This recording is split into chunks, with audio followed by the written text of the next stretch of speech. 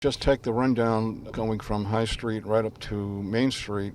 You got a very good cross section, right from some of the wealthiest homes, right down to some of the commercial property as we approach Main Street. This whole 12 to 15 acre area was actually part of a church green and has a fascinating background in history. Right now we're standing in front of the Edison property at 42 Green Street that was owned by John J. Whipple and was designed by Wesley Ling Minor, along with some of the other great Victorian homes along this area in 1883.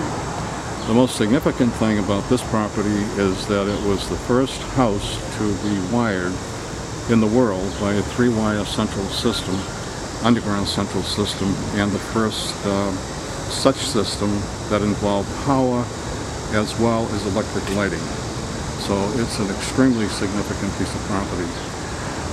Some of the characteristics that were involved in this house included a single outlet in every room, and in its original design it had about 9 rooms.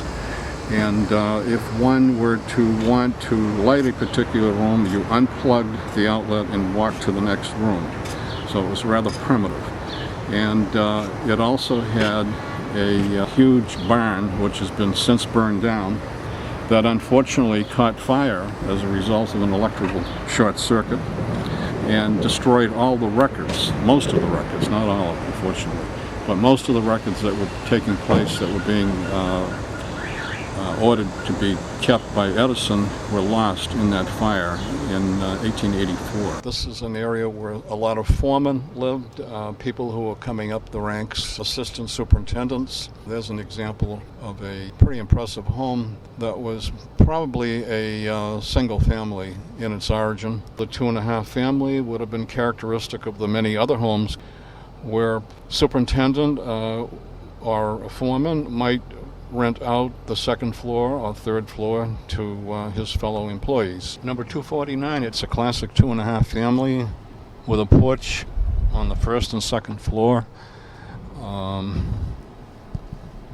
And they were called flats, cold water flats initially, until the heating systems were put in sometimes in the 20s.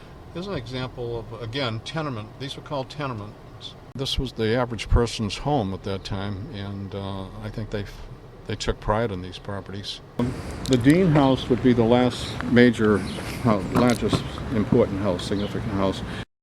And it was designed by this gentleman, Wesley Ling Minor, who also did most of the design on the Edison property.